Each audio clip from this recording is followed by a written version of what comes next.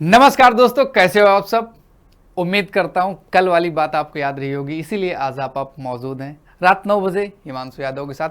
Article number 65 जब उपराष्ट्रपति राष्ट्रपति के रूप में कार्य कर रहा है तब की बातें आज की क्लास में सीखेंगे। आइएगा देखते हैं अनुच्छेद नंबर 65 क्या कहता है। बहुत ही प्यारा आर्टिकल है और इंपॉर्टेंट आर्टिकल है। क्या कहता है भाई, pen marker okay. Article number 65 राष्ट्रपति के पद में आकस्मिक रिक्ति का मतलब जैसे उनकी डेथ हो जाए तो या वो इमरजेंसी में रिजाइन कर दे के दौरान उनकी अनुपस्थिति में उपराष्ट्रपति राष्ट्रपति के रूप में कार्य करना, उसके कृत्यों का निर्वहन। अगर राष्ट्रपति मौजूद नहीं है तो उनकी जगह पर उपराष्ट्रपति कार्यवाहक राष्ट्रपति के रूप में कार्य करेंगे, वही यहां पे बताया गया है। ये तो मेन बात थी, इसी का स्पष्टीकरण कुछ पॉइंट में किया गया है। आर्टिकल नंबर 65 के पॉइंट नंबर 1 में क्या कहा गया, आइएगा देखते हैं।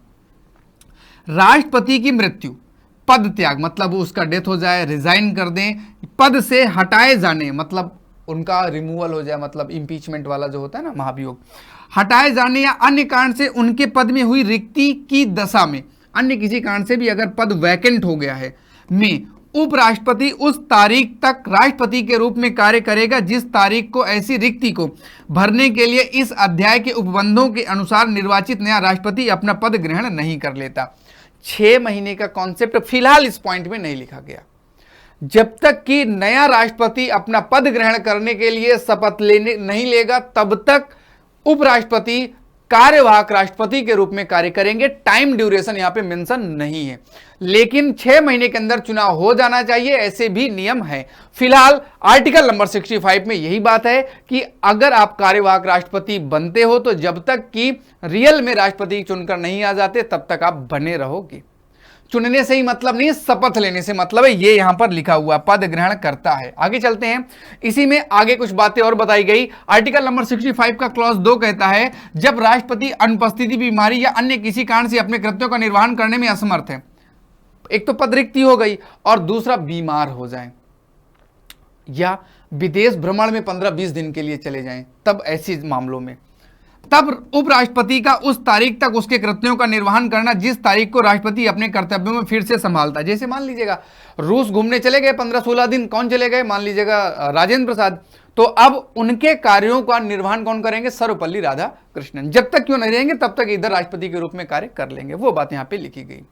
इसके अलावा उपराष्ट्रपति को उस अवधि के दौरान उक्त अवधि के संबंध में जब वह राष्ट्रपति के रूप में कार्य कर रहा है या उसके कृत्यों का निर्वहन कर रहा है, राष्ट्रपति की सभी शक्तियां उन्मुक्तियां होंगी। जो उसकी सैलरी, जो उसका वेतन, जो उसकी पावर है, राष्ट्रपति की सारी पावर कार्यवाहक राष्ट्रपति को भी मिलेगी, पक्का। अब ये केवल यहां उपराष्ट्रपति की बात नहीं है, अगर उपराष्ट्रपति की जगह मुख्य न्यायाधीश भी राष्ट्रपति के रूप में कार्य कर रहा है तो उसे भी यह पावर मिलने वाली है। तथा वह ऐसी उपलब्धियां, भत्ते और विशेषाधिकारों का जो संसद विधि द्वारा अवधारित करे और जब तक इस निमित्त इस प्रकार का उपबंध नहीं किया जाता तब तक ऐसी उपलब्धि, भत्ते और विशेषाधिकारों का जो दूसरी अनुसूची में निर्दिष्ट है इनका क्या होगा, हकदार होगा। दूसरी अनुसूची मतलब सैलरी, तो इनको सैलरी भी मिलने वाली है। काम करेंगे, काम का वेतन भी देंगे, लेकिन उपराष्ट्रपति की सैलरी की कोई बात नहीं है। यहां पे कार्यवाहक राष्ट्रपति को सैलरी मिलेगी, वो भी वही जो संसद तय करेगी, जो कि अनुसूची 2 के तहत यहां पे मिलने वाला है। तो आज के लिए इस आर्टिकल में यहीं तक, कुछ भी नया नहीं था, कुछ भी खास नहीं था। जो मेहनत वाली बातें थी हमने राष्ट्रपति वाले में सीख ली थी। चलिए कल मिलते हैं आर्टिकल नंबर 66 में। टेन्योर की बात करेंगे, कितने दिन काम करेगा।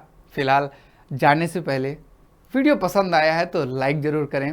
हमारे चैनल में नए हैं तो मैं आपको बता दूं, ये बेटा पूरी एक सीरीज है, अनुच्छेद नंबर 1 से लेकर हम चल रहे हैं। एक आर्टिकल, एक शब्द मैं आपको समझाते हुए चल रहा हूं। तो फिलहाल मुझे आज के लिए आज्ञा दीजिएगा। Tata bye bye, take care, good night.